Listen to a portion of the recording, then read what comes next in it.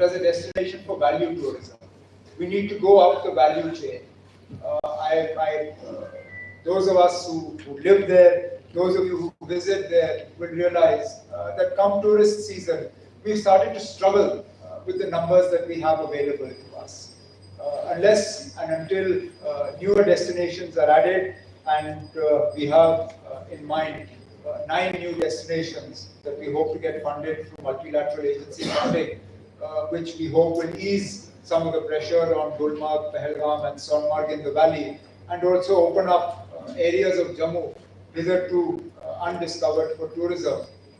Until those new destinations come, the valley, as we see it today, is pretty much saturated.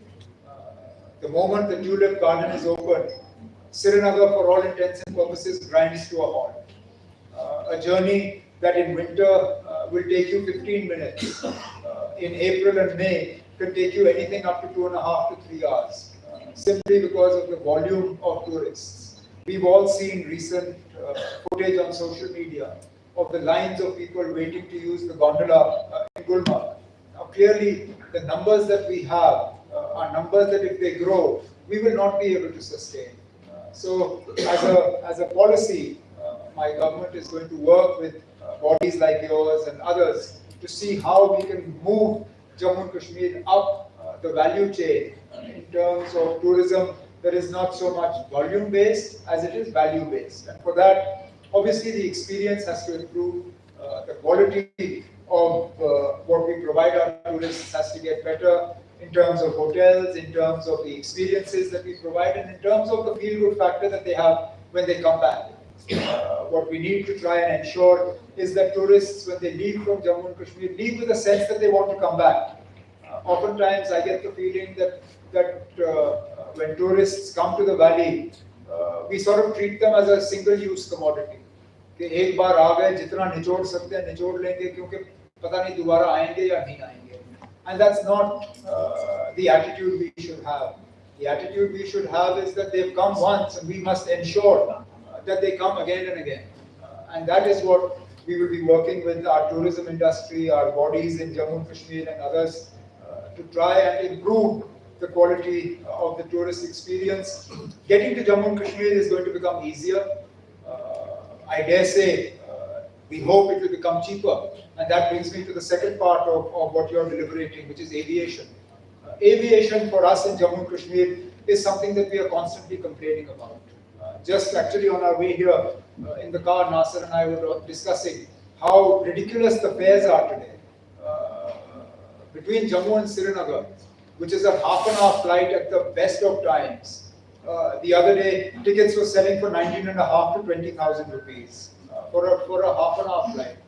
Srinagar, Jammu today, if you want, Srinagar, Delhi, if you want to book a ticket today, it's about 25 or 27,000. Now, I understand that tourists don't always book at the last minute. That's normally the problem that we face. But even then, these sort of fares are very difficult to sustain, particularly when you realize off-season, the same fares are going at like 5,000, 4,500. That said, we hope that some relief will come with the inauguration of the train.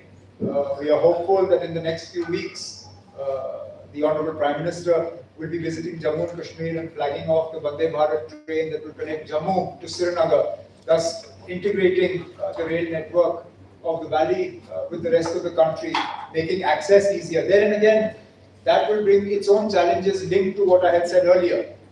Rail normally means volume.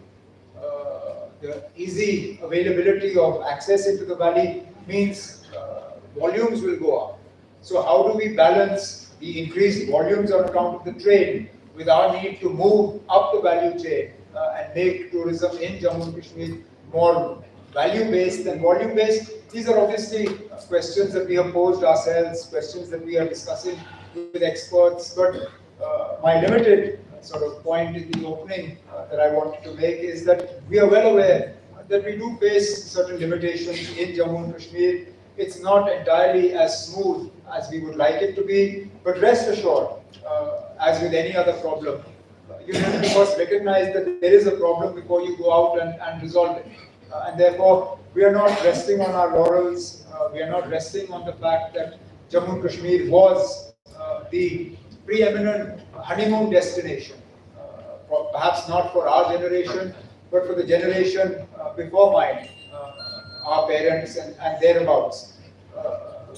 A wedding wasn't a wedding unless it was followed by a honeymoon in Jammu and Kashmir. A movie wasn't a movie unless it had at least one sequence filmed in Jammu and Kashmir. Unfortunately, over recent times, both those things have become an optional extra. Now, a honeymoon is not a honeymoon, or an engagement is not an engagement unless it has something to make it go viral. It's not good enough that you're proposing to somebody to get married to them unless you're doing it on a beach in the Maldives where you can then make a big issue out of it. And therefore, I think Jammu and Kashmir in that respect offers you more because it hasn't been done in recent times. And thankfully, it's now an area that is looked at as a destination. In fact, I think in a few days from now, we have a big destination wedding in Srinagar. We have events that are taking place in Gulmarg and Pahalgam. And therefore, we hope that increasingly these sort of social media driven occasions will also be something that Jammu and Kashmir is looked at for. But with these brief opening remarks, I look forward to a meaningful and fruitful interaction with all of you, and I'm grateful for this opportunity. Thank you very much.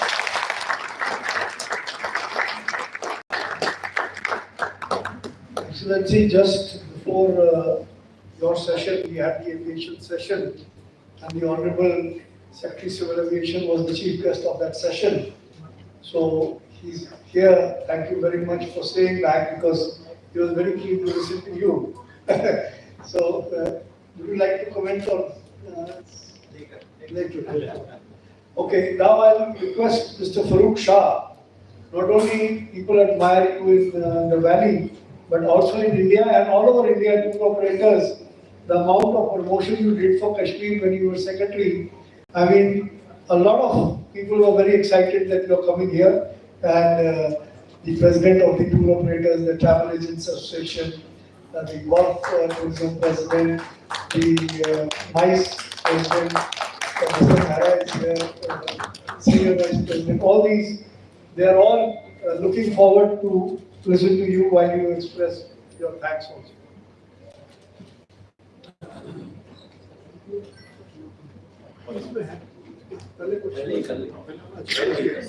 Okay. First, the Honorable Chief Minister has agreed for question answers. So before the thanks, Mr. Please, no observations, only question answer. Give the mics. So please introduce yourself. And yes, Mr. Kalsi. Mr. Kalsi is the Senior Vice President of the Travel Agents Association of India. So Anil Kalsi from the Travel Agents Federation of India. I go to Jammu and Kashmir very often. I love the state. And my parents were in Kashmir in 1947, from where they came to India. So it's really a big, large connect for so many years. 3 suggestions, sir. I was in Srinagar. We have a chapter in JNK, very vibrant. They interact with you very much. EV and CNG is something you have to look at right away because there are a lot of cars, Innovas, and you can't let it go bad. The second is the choppers. The Civil Aviation Secretary also feels that 1,000 choppers is what we should look at in India. The policy is willing to go for a change. If we can have more choppers, it will really help us connect so much better in JNK because of the terrain and the time taken. The third, sir, is the cable cars. You know, even to go to Shankaracharya ji, we need a cable car in Srinagar. There are a lot of people who want to go for shorter times, you know, to do certain things and come back. And if those abilities are there, we'll have a lot more people going even for shorter durations. From Jammu, from Katra, have a complete, journey. And your father was in Katra, and I met him there. It was such a pleasure. And thank you for doing so much for GNK. It's really nice. The 2 points to make, very valid ones, all of them. On the EV, we've already mentioned it in the recent budget in the Assembly, that we need to improve our network of chargers all along. That is one part of it. CNG is a little bit more problematic for us because we're not yet connected by pipeline to the rest of the country. and therefore transportation of CNG into the valley is a bit of a challenge, but that is something that Government of India is going to address over the next few years. But in the meantime, the EV network will definitely get focused attention. That's one part of it.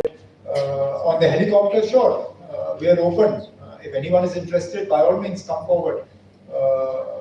Currently, all we have is the subsidized service for local people in the winter to connect the disconnected areas. Otherwise, in summer, you just have the helicopters between Katra and Mata Vaishno Devi.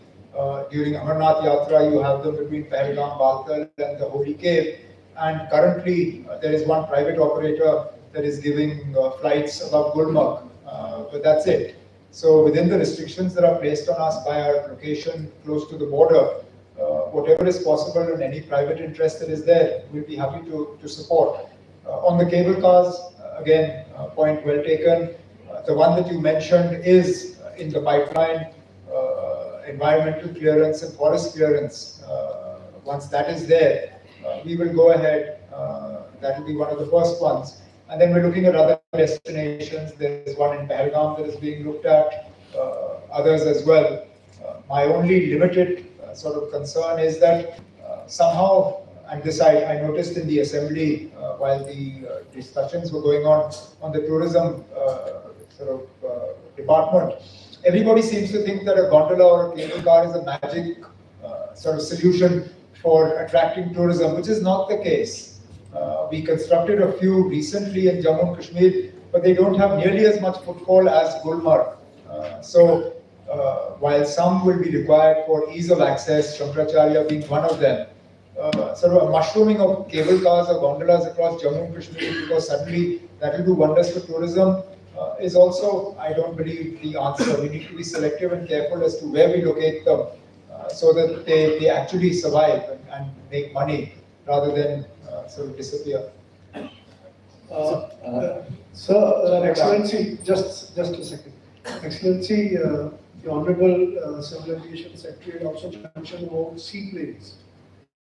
They could land in various lakes. हमारे पास उस तरह के झील है नहीं.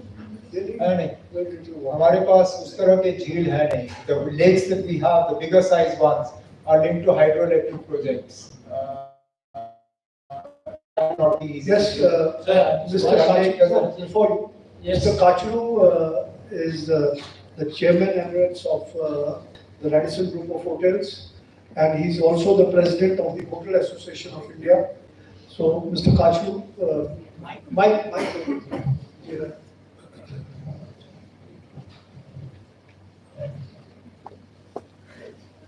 Thanks, sir. I may be biased because of the Kashmiri and wanting more and more.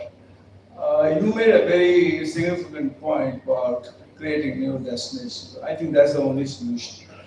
Now, how soon do you think we'll be able to identify and notify which are new destinations? Because we want investors to come in and put in capital there. And I think the lead period is quite long. We, as a company, my other hat of Radisson, we have 9 hotels in JNK. In fact, we were the first international company to go there. I feel the sooner you announce which are those 9 destinations, it will make a huge difference in decongesting the entire area and creating opportunities for high-end market. I think that's what is the need of Kashmir. I don't think this mass tourism, it will lead us to, unfortunately, if I may say, to Simlas and Mussooris. We should avoid. Your point is well taken. Actually, the 9 destinations internally we've already worked on. Before we open those destinations up to private investment like yours in the hotel industry and other things, we need to make sure that the amenities are in place, the connectivity, electricity, water, etc. And that's where the multilateral funding comes in that I talked about. The World Bank has already agreed to fund the project report preparation. So that now will kick off. The moment that is done, we're then going to approach the same agencies. Hopefully, the World Bank will put aside its traditional sort of reluctance to fund anything in J&K and I think it's about a 5,500 crore investment that we're looking at into the basic infrastructure in these 9 destinations.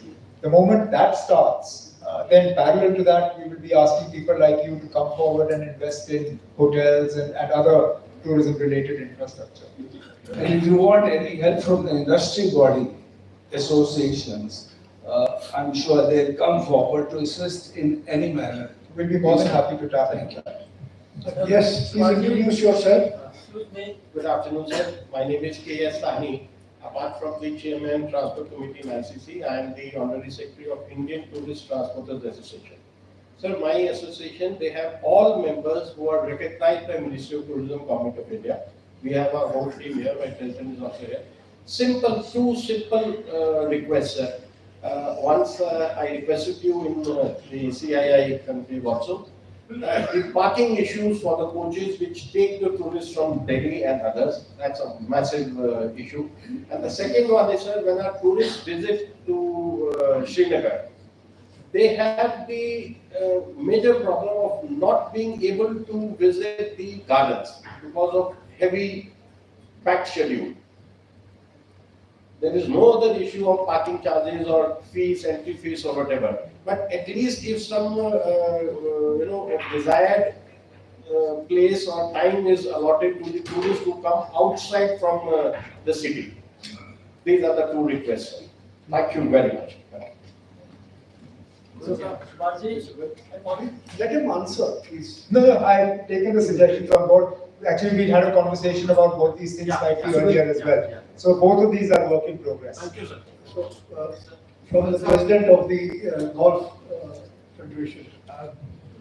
Good afternoon, Chief Minister. I think, being a non-Kashmiri but Indian, I love Kashmir a lot. During the pre-COVID, I have done lots of events over there. And after my media, just 2 days before the Director General Tourism was there, I said, ma'am, we need a session with the media because media tells us how many stones were pelted in Kashmir, but they never tell how many flights, how many tourists landed in Kashmir. That is very important, sir, because when we did our events over there, whether it's a golf or a film tourism, Farooq Shah ji was our big guide. And the people I have taken, foreign delegates, the ambassador, they were so much happier to play golf. Sir, you are sitting on one of the best golf courses in the world. Sir, why don't you outsource that? Because it's not easy to run by the tourism department. And the film tourism and wedding, we need a lot of support because I do a film tourism conclave in Mumbai every year where I connect all the Indian film industry with the foreign countries and states to attract them to come and shoot. And also the weddings are very important. I think the wedding, film tourism and golf, it becomes automatically a publicity material for your state, sir, and it's very, very important. Thank you. Again, on the golf courses, that is something that is under active consideration in the government, particularly the 3, Gulmarg, Srinagar and Pahalgam. That said, we have to tread carefully here because I don't want to give the impression that we're looking to sell the crown jewels.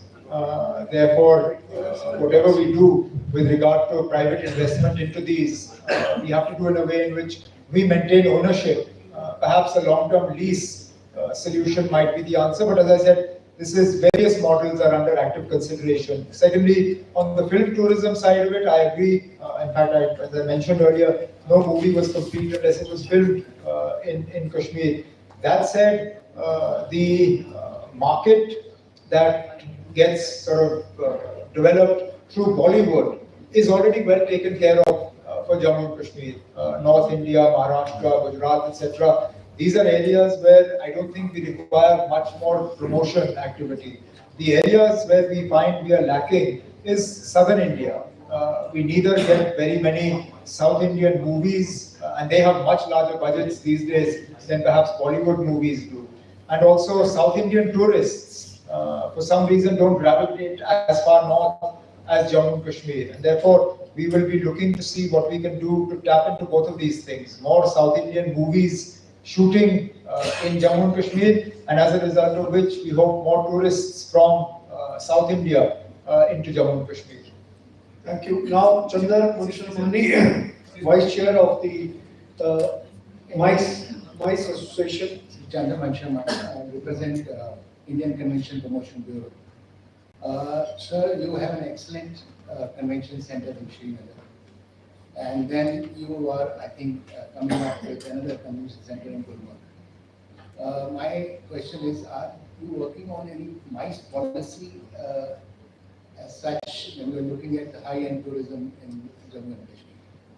We in ICBP are prepared to maybe have a partnership and prepared to open a chapter of Indian Convention Promotion Bureau in Srinagar to promote convention business in Srinagar. Well, we definitely need one because you talked about the two convention centers, one that has been there for a few years now in Srinagar, the Centaur, the other which is up and coming, should be ready anytime now, that opens up Gulmarg to this sort of tourism.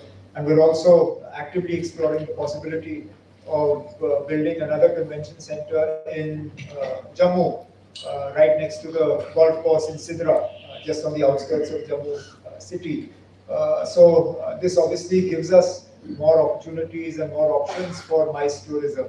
Now, any policy changes or policy inputs that are required, if you have any advice or a paper that you can share with me, we'll be more than happy to convert that into government policy. Thank you, sir.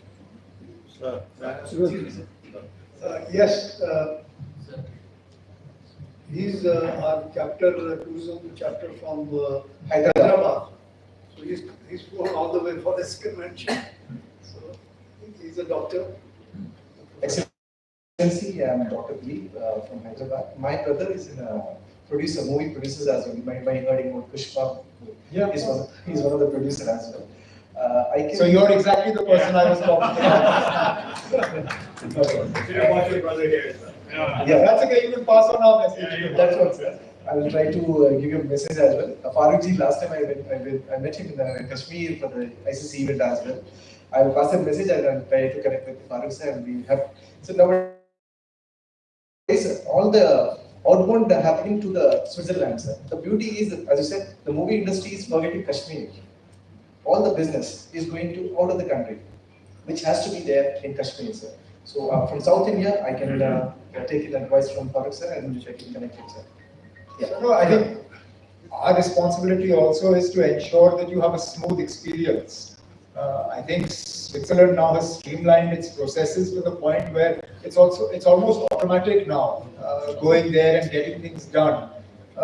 In fact, if I'm not mistaken, some film people have actually told me it's cheaper for them to take a smaller unit to Switzerland and film than it is to use a bigger unit here. And therefore, obviously the onus is on us to ensure that if we say we have a single window, then it's actually a single window, not a single window that leads to another window that leads to another window, which unfortunately is more often than not how windows work here. So from our side, one, we need to sort of attract We will, sir. film industry like what your brother is sort of a part of. Yes. But then we also need to make sure that our systems are such that the experience is smooth enough for you. And that is something we We can connect with the government of Telangana as well, sir. So we have Vandana from Hindustan Times. Come forward, we can see you. Ask the question. Hi, so Vrita from Hindustan Times. So my two questions. First, you said that Kashmir was known for, of course, other things before. But internationally, there's still a perception, especially with like a lot of countries like US and all giving advisories to their citizens before they travel to Jammu and Kashmir, right?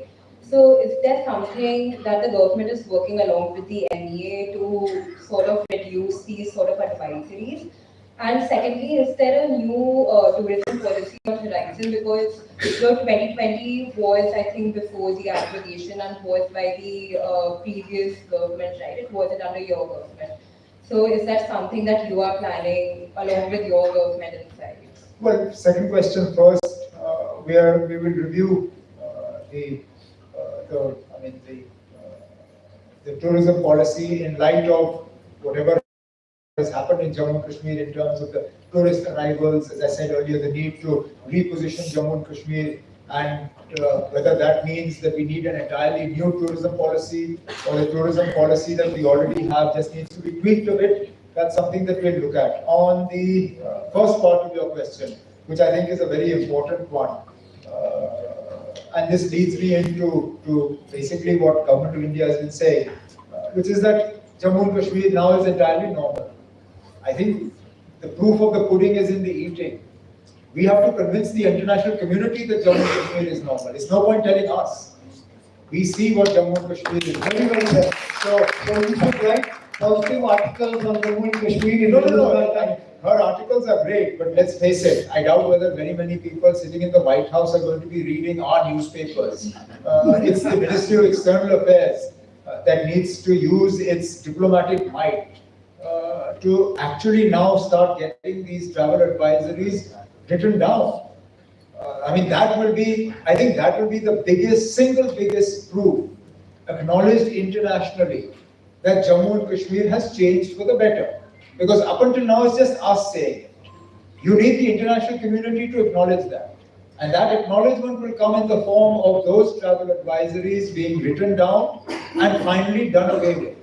So we'll be working with Government of India, particularly the Ministry of External Affairs, to focus on those countries that have very firm travel advisories, the US, the EU, the United Kingdom, Australia, and get them to start sort of writing down and watering down their advisories. So just a small follow-up. Recently, the government also, said that all foreign visitors coming to J&K will have to show some sort of ID and they'll have to give a lot of things. That's nothing new. No, all foreign visitors into Jammu and Kashmir, ever since I can remember, have always had to register upon arrival. Most of them fly in. There is a dedicated counter in Srinagar airport for foreign visitors registration. So this is not something new. I don't think we should make a story out of this. Traditionally, this has been the case, and it was there even before 1989. And you had thousands and thousands of foreign visitors there. So it wasn't a deterrent then. It won't be a deterrent now. What stops them is not the registration. It's the fact that you have a travel advisory that makes their insurance null and void. They will have insurance and they don't travel without health and other insurance. The moment they visit Jammu and Kashmir, their insurance policy is rendered sort of invalid. That's what needs to change. Yes, I can't see properly there. Please stand up and introduce yourself. And then Jyoti and then who's the third person? Huh? Anil. So my name is Harish 1, 2, 3, I and then represent. Anil Sharma from Travel World Online. 4. My name is Harish Mathur and I represent IATO. My president is here. So I had the pleasure of working in Sri Lanka. So I have a very different experience. I worked at the Opera Palace and for many years. And when I worked there, I found one very simple thing, that normally people come for 1 night or 2 nights, but then jate samay they say, aur rukna chahiye tha. Because they start enjoying the valley after they experience the valley. Sitting from my desk, the front desk of the palace, the Opera Palace, I could see the Dal Lake from morning till evening, changing from white to crimson to red to blue to green. And that kind of an experience comes only when you live there. So if there is a suggestion and a question, that if you could convert a person coming there from 1 night, 2 night affair to kind of getting used to the stay, they will stay for a longer period and they may perhaps get into some rejuvenation or detox or whatever. I feel that that will give you a window to expand the tourism by not getting a lot of arrivals, but for people to stay for a longer period.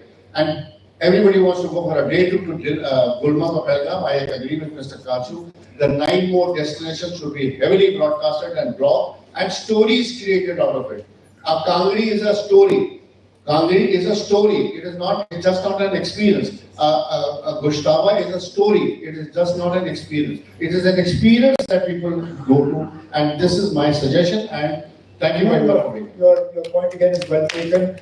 Actually, truth be told, getting people to extend their stays is not as much of a challenge in the valley because we have enough destinations. More often than not, we find the average duration of stay is anything 5 days and beyond.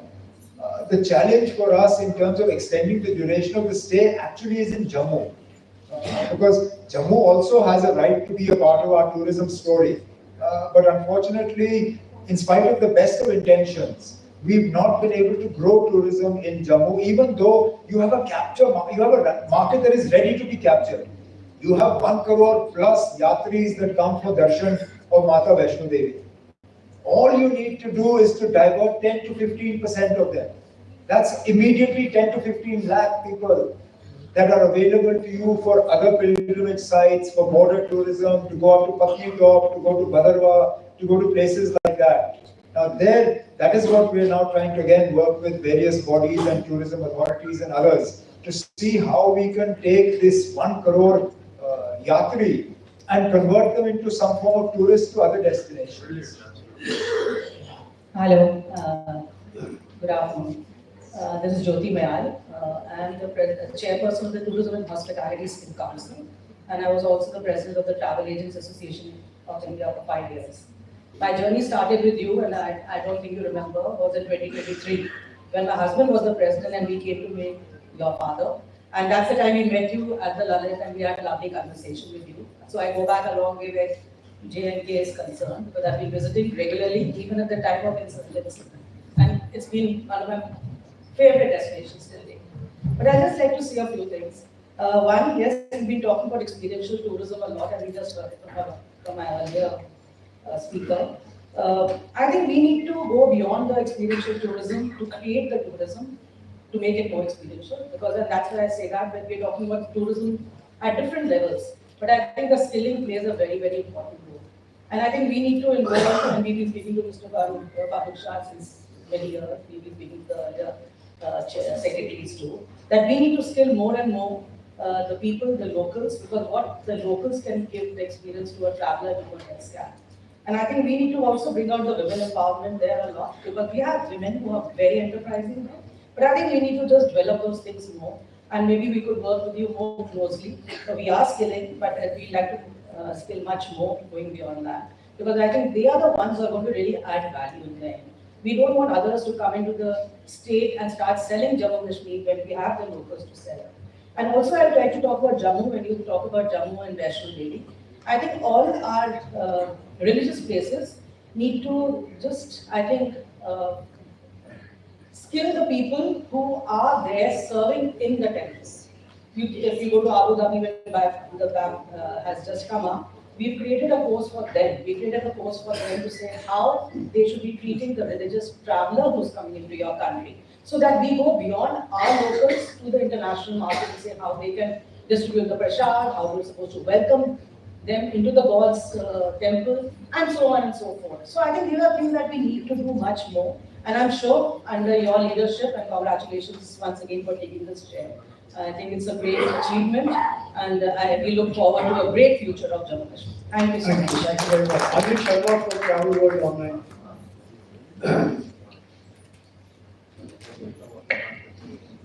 So this is Ajit Sharma from Travel World Online. My question was what you just mentioned. This is regarding beyond Vaishno and the Vaishno Devi. You know, whatever publicity is happening for last decade or so, we are talking about Valley, Kashmir. Jammu is almost neglected. Shivkhori is one. Now we have the highest bridge. And there are a lot of other places which needs to be infrastructure is missing and publicity is missing. We need to tell the world what all Jammu region has to offer. What's your take on that? No, I myself acknowledge that Jammu, in terms of destinations, we need to look, first and foremost, we need to agree that the sort of tourism that comes into Kashmir is not going to come to Jammu. Jammu's tourism is unique. Jammu's tourism will be built around its pilgrimage sites, its religious identity, the fact that you have a border there, so you have the possibility of border tourism around Suchetgarh. The people who want the more leisure tourism, the mountains, the snow, etc., they will go to the valley anyway. So we need to be careful how we position Jammu.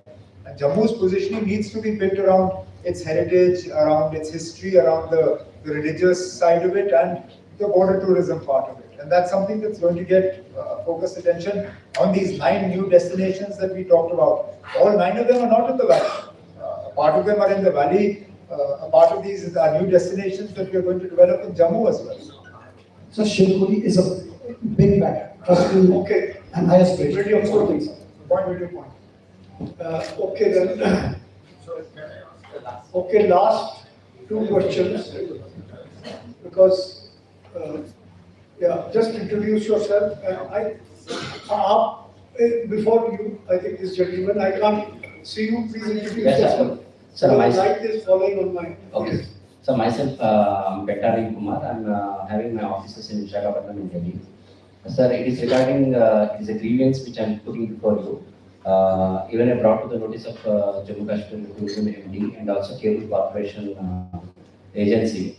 Whoever want to go to this Gulmarg Gondola, the server is not working and the tickets are not available online. But interesting fact is it is available in private market. So somewhere some transparency is required. I pray for this has to be a serious grievance so that if the ticketing can be given to the IRCTC tourism or something like that, so that transparency will be maintained. That is only my prayer and submission. No, I agree. I think there is, I mean, as not just as Chief Minister, but as Tourism Minister, I need to look long and hard at the whole gondola experience. Because I think there's a lot that we need to do in terms of, first and foremost, increasing the carrying capacity on the gondola. I believe that it's operating far below the capacity that it was designed for. Now, if that means we need to take a shutdown for a season so that we rehash the whole thing, I'm ready to do that. If they've made enough money over the last few years, I'm sure they can take one season off to improve the experience. That is one.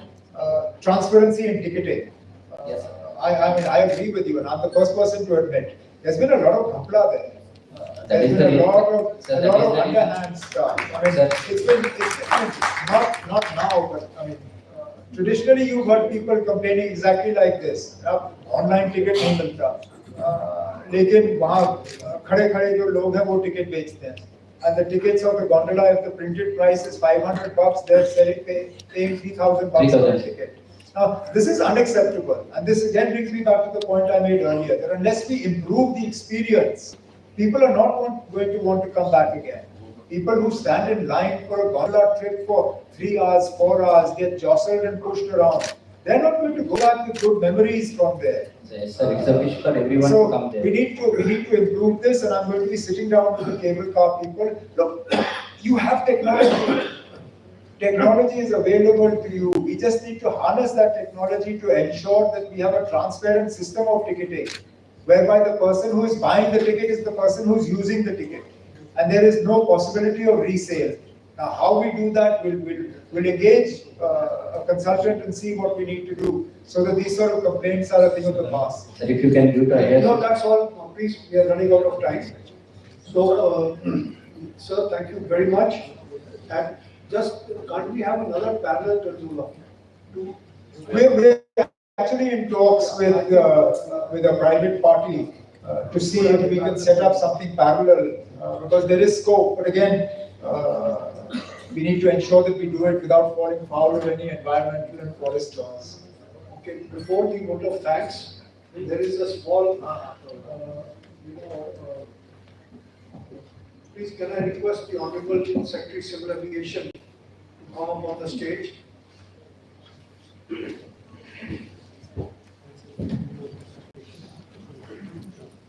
So the Indian Chamber has the highest honor, which is the Indian Chamber Hall of Fame. So our committee of experts have decided to give it to you. I just read out the citation. Please give a big hand to Honorable Chief Minister of Jammu. The second time dynamic Chief Minister of Jammu and Kashmir entered politics with a bang in 1998, becoming India's youngest member of the Lok Sabha, a distinction he held for many years.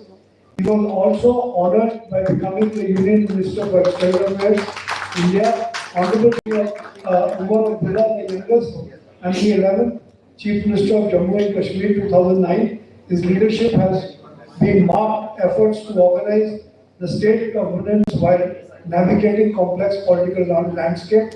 A prominent political leader, Honorable Umar Abdullah, recognized for his vision, which combines progressive ideas, focus on industry development. His leadership is also being dynamic, inspiring the youth and a new generation of political engagement. He is immensely loved and admired not only by the people of Jammu and Kashmir, and we mean this, sir. Sir, sir, we mean this, every word of it, that you are not only admired by the people of Jammu and Kashmir, but the entire country as a visionary and inspiring leader with a modern outlook. It is, sir, in recognition of this that the Indian Chamber of Commerce Committee of Experts on Aviation and Tourism is honored to confer on you the most prestigious Hall of Fame award. So I think let us give you a standing ovation because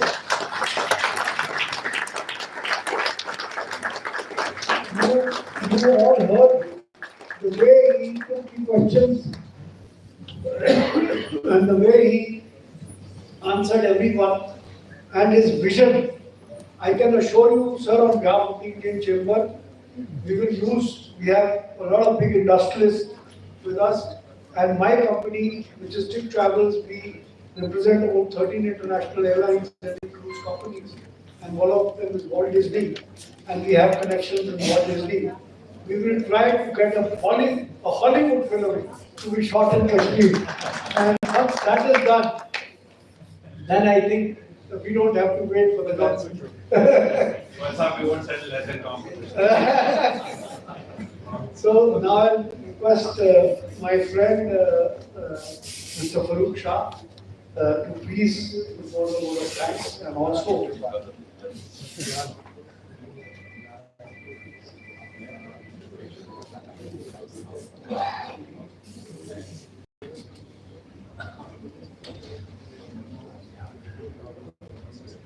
Honorable Chief Minister, Jammu and Kashmir, Janab Abdullah Sahab, Advisor to Honorable Chief Minister, Jammu and Kashmir, Nasir Aslam Wani Sahab, Mr. Subhash Goyal, distinguished guests, presidents of the travel associations, ladies and gentlemen, good afternoon. It gives me immense pleasure to present the vote of thanks at this August gathering. I wholeheartedly thank all the dignitaries and friends, especially the Honorable Chief Minister of Jammu and Kashmir, Janab Umar Abdullah Sahab, for graciously presenting the vision for J&K in context to Viksit Bharat 2047 vision of the Honorable Prime Minister. It is an established reality that Umar Sahab's vision and global outlook can steer J&K towards Viksit J&K. I firmly believe that Honorable Chief Minister is very keen in developing and establishing tourism in Jammu and Kashmir as the biggest and long-lasting industry. I like to thank Janab Nasir Aslam Wani Sahab, Honorable Advisor, Honorable Chief Minister, who has served Jammu and Kashmir as Minister of Tourism. Nasir Sahab is not new tourism in J&K and has been at the helm of the tourism department in tough times and came out to be as one of the most successful tourism ministers in Jammu and Kashmir. I'd like to thank Janab Subhash Goyal Sahab, who, as all of you know, has been a tourism luminary and one of the biggest assets as far as tourism industry in India is concerned. We have worked together for decades and have no doubts in saying that Mr. Goyal's passion for promoting Jammu and Kashmir tourism is historic and unburied. I thank all the dignitaries, the Secretary Aviation Government of India, Wilkam Saab, Mr. Rohani, and all the presidents of the tourism association. Seeing this August gathering here, I can make out that everyone here is equipped with huge experience and expertise, which in real sense makes them national assets. Coming to Jammu and Kashmir, all of you know that it is an established fact that Jammu and Kashmir is the crown of incredible India. This crown now needs more gems added to it, which include increased and efficient connectivity and infrastructure, and also the most important is the restoration of the state road. I firmly believe that we have the potent product, but have not been able to sell it at a scale it should have been. Ladies and gentlemen, I feel proud representing Jammu and Kashmir in general and Gulmarg in particular, as I happen to be a resident and a current MLA of Gulmarg. Gulmarg needs no introduction, as the Honorable Prime Minister himself said that it is the winter capital of India. As far as tourism industry in Jammu and Kashmir is concerned, we are going in the right direction, but we still have a long way to go. And I request all of you to keep us in promoting and be the ambassadors of Jammu and Kashmir under the dynamic leadership of our beloved Chief Minister Janab Umar Abdullah. With this takeaway, we again appreciate and thank our young visionary Chief Minister and other valued guests for being present on this occasion. Thank you all. Thank you, ladies and gentlemen.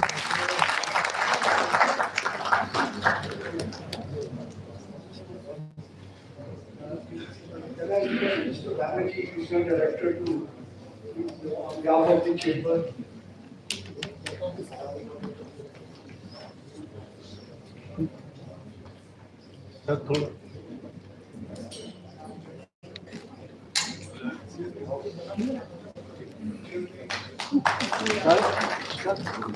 Sir इधर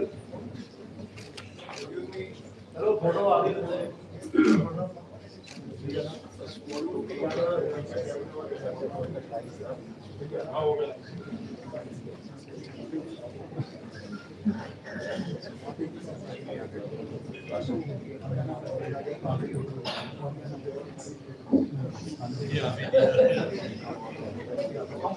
Introduction.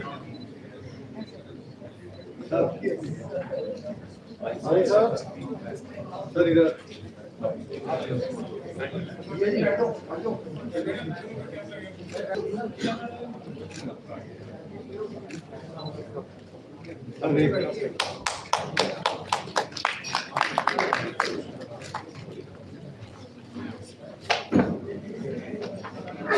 हाँ अभी जाएंगे आइए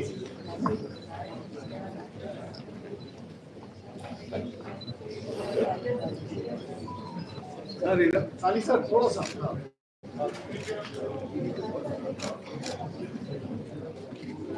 Thank you. Thank you